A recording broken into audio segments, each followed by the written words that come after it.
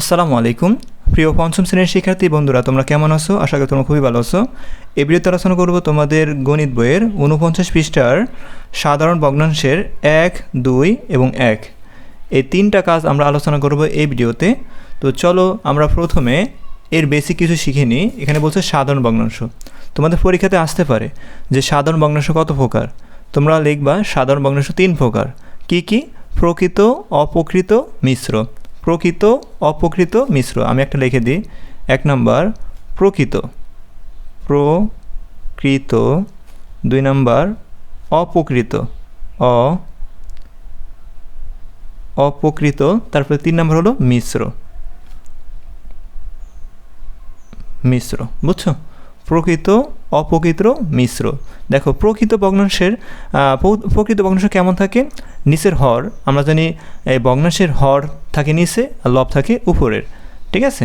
তো দেখো প্রকৃত ভগ্নাংশের হর থাকবে বড় আর লব থাকবে কি বলো তো ছোটো থাকবে, ঠিক আছে? তারপর দেখো অপ্রকৃত ভগ্নাংশের লব থাকবে বড় আর হর থাকবে ছোট। তো লব হবে বড় আর হর হবে কি বলো তো ছোট। আর মিশ্র ভগ্নাংশ একটা তোমার এখানে পূর্ণ অংশ থাকবে, এখানে 2, 3, 4 থাকতে পারে, আর এখানে একটা প্রকৃতর মতো থাকবে 1/2 দিলাম আমি, ঠিক আছে?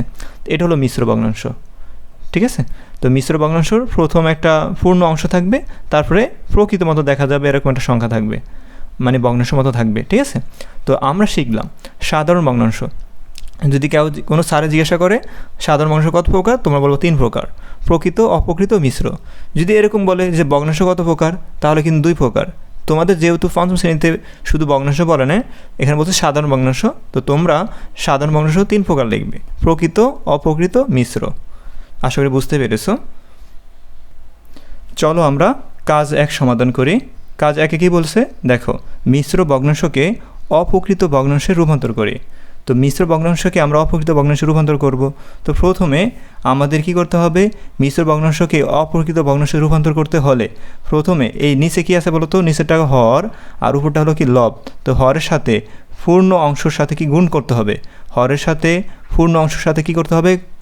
গুণ করতে হবে। তোমরা অনেকেই ভুলে যাও যে হর কোনটা, লব কোনটা। দেখো তোমরা দুধের হর কোথা থাকে? উপরে থাকে। আর অঙ্কের হর কোথা থাকবে? নিচে থাকবে, তার উল্টাটা। দেখো এখানে অঙ্কের হর নিচে থাকবে, এটা মনে রাখার জন্য বলতেছি। দুধের হর থাকে উপরে আর অঙ্কের হর থাকবে নিচে, ঠিক আছে? মানে মনে রাখার টেকনিক এটা। এখন দেখো অঙ্কের হর নিচে থাকবে, 3-এর সাথে এই পূর্ণ অংশের সাথে গুণ হবে। 3-এর সাথে এই পূর্ণ অংশ কত বলো তো? 1। তো 3-এর সাথে 1 গুণ করলে 3 একে 3, আর তার উপরে লব যে 3-এর সাথে 1 গুণ হবে। এই এই গুণফলের সাথে আমরা 2 কী করবো? যোগ করব, ঠিক আছে? তাহলে আমরা কি করতে পারবো? অপ্রকৃত ভগ্নাংশ করতে পারবো। এখন দেখো এখানে 3, এই হর ঠিক রাখবো আমরা। তো এখানে আমরা 3 লিখবো, ঠিক আছে? এখন দেখো 3-এর সাথে 1 গুণ হবে, তো 3 গুণ 1, 3 গুণ এই 1। আর এখানে দেখো এই 2, এখানে লব যেটা থাকবে সেটা আমরা যোগ দিয়ে 2 লিখে দেবো। মানে এখানে যে সংখ্যা থাকবে তার যোগ দিয়ে আমরা ওই সংখ্যাটা লিখে দেবো। এখন দেখো এখানে নিচে হর, এই হরের 3 লিখবো আমরা। এই 3-এর সাথে 1 গুণ করলে 3 একে 3, 3-এর সাথে 2 যোগ করলে কত হবে? 3 আর 2 যোগ করলে 5 হবে, এখানে আমরা 5 লিখবো। আশা করি বুঝতে পেরেছো। তো 5/3। তারপর দেখো 2 নম্বরটা সমাধান করি আমরা। এই যে এখানে দেখো 3 সমস্ত 3/5। এখন দেখো আমরা এই 5-এর সাথে, মানে এই 5-এর সাথে আমরা 3 গুণ করব। মানে হরের সাথে আমরা এই পূর্ণ অংশের সাথে গুণ করব। এই পূর্ণ অংশ কত? 3। তো 5-এর সাথে 3 গুণ করব। তো 5 গুণ কী হবে? 3 হবে। তার সাথে আমরা কি করব? যোগ, লব 2, লব যোগ করব। লব মানে কত? 3 যোগ করব। তো এখানে দেখো এই হরের 5 দেবো আমরা। তো 5-এর সাথে 3 গুণ করব। তো 5 গুণ 3, 5 গুণন 3। এখন দেখো আমরা 5-এর সাথে 3 গুণ করছি, আর লবের সাথে কি হবে? যোগ হবে। মানে আমরা এভাবে করেছি যে হরের সাথে পূর্ণ অংশ দ্বারা আমরা গুণ করে লবের সঙ্গে কি করছি? যোগ করছি। লব কত? 3, এই লবের সাথে যোগ করেছি। তো হরের সাথে আমরা কি করলাম? হরের সাথে পূর্ণ অংশ গুণ করলাম। তো হরের সাথে পূর্ণ অংশ গুণ করে 3 দ্বারা কী করবো? লবের সাথে গুণ করব। লব কত? 3-এর সাথে যোগ করব। ওকে, তো এই যোগ করলাম। এখন দেখো 5-এর 5 লিখবো, আর 3-5 কত? 15, 15 আর 3 কত? 18। তো এখানে 18 লিখবো আমরা। আশা করি বুঝতে পেরেছো। তো এখানে দেখো আমরা 2 নম্বর দেখো রং করি ও খালি ঘর পূরণ করি। তো এখানে আমরা রং করতে হবে। তো যেহেতু আমার কাছে রং নাই, তো আমি একটা হাইলাইটার নিতে পারি। এখানে তোমরা তোমার রং ইউজ করবে। এখানে দেখো এখানে 3 এর সাথে আমরা কি করব 1 গুণ করব। 3 এর সাথে 1 গুণ করলে কি হবে 3 গুণ 1 মানে 3 একে 3। তো এখানে দেখো গড় কয়টা 1 2 3, এই 3 ঘর আমরা রং করব আগে। তো আমরা 3 ঘর রং করি, তোমরা এরকম সুন্দর করে রং করবে। হ্যাঁ, এখন দেখো তো আমরা লিখতে পারি, এখানে নিচে লিখতে পারি 3 গুণন 1, ঠিক আছে। তারপর দেখো 3 এর সাথে 1 গুণ করেছি, 3 গুণ 1, 3 ঘর আমরা কি করলাম রং করলাম। উপরে কি আছে 2 আছে, তো এখানে আমরা 2 লিখব এবং এই 2 ঘর আমরা পূরণ করব, রং করব, ঠিক আছে। এই 2 ঘর আমরা রং করে দিলাম, ঠিক আছে। আশা করি বুঝতে পেরেছো।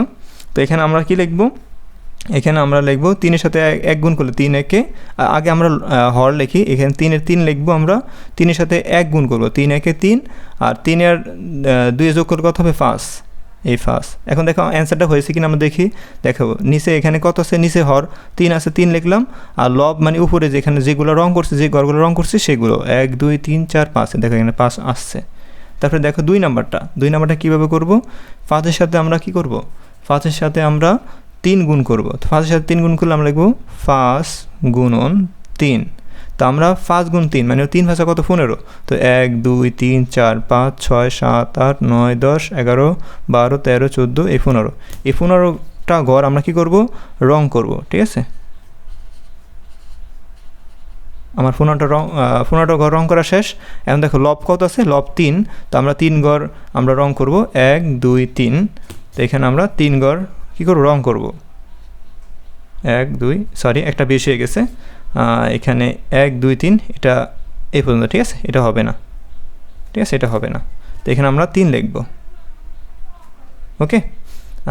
ওকে, তা আশা করি বুঝতে পেরেছো। তো তারপরে দেখো এখানে 1 নাম্বার বলছে কি অপ্রকৃত ভগ্নাংশে প্রকাশ করি, মানে অপ্রকৃত ভগ্নাংশে প্রকাশ করি। তো 1 নাম্বার যে অঙ্কটা আছে এটাকে আমরা, এগুলো মিশ্র আছে, এই মিশ্র থেকে আমরা অপ্রকৃত ভগ্নাংশে প্রকাশ করব, ঠিক আছে।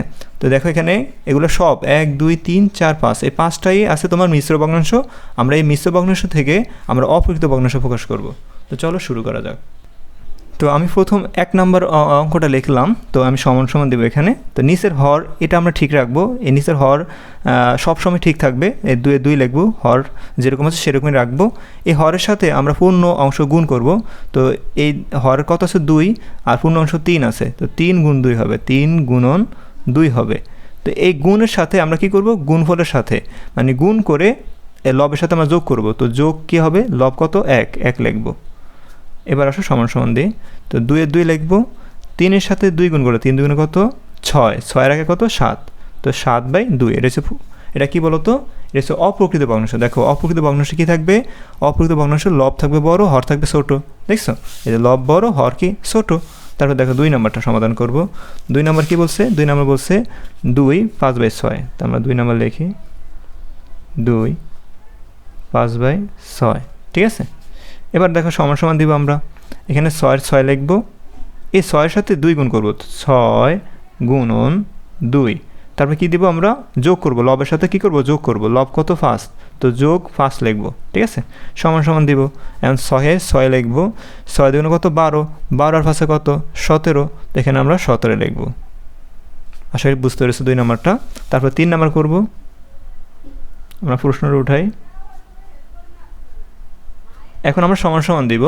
এখন দেখো এখানে কি আছে, হর কত আছে 9, তো আমরা হর ঠিক রাখবো, এই 9 লিখবো, এই 9 সাথে 4 গুণ করব, তো 9 গুণন কি বলো তো 4, তো 9 গুণ 4 মানে হরের সাথে আমরা হরের সাথে পূর্ণ অংশ গুণ করে তার সাথে আমরা কি করব, লবের সাথে 4 যোগ করব, তো যোগ কত লব মানে 4, ঠিক আছে। এখন সমান সমান দেব, এর নিচে 9 লিখবো, 4 নং কত 36, 36 আর 4 কত 40, ওকে। এবার আসো 4 নাম্বারটা সমাধান করি আমরা সমান সমান দিব এখানে। তো এখানে দেখো 8, এটা 5/8, এই 8 হলো তোমার হর ঠিক রাখবো আমরা। এই হরের সাথে আমরা পূর্ণ অংশ গুণ করব, তো 8 গুণন কি হবে 3 হবে, তার সাথে লবের সাথে আমরা কি করব 5 যোগ করব, তো যোগ 5 সমান সমান দিব, এই 8 এর 8 লিখবো, 3 আর 24, 24 আর 5 কত 24 5 29, তো 29 লিখবো। এটা হলো প্রকৃত ভগ্নাংশ, সরি অপ্রকৃত ভগ্নাংশ।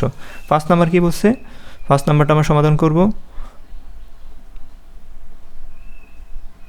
5 নম্বরটা সমাধান করব। এখানে দেখো নিচে হর কত আছে, 10 আছে, 10 ঠিক রাখবো।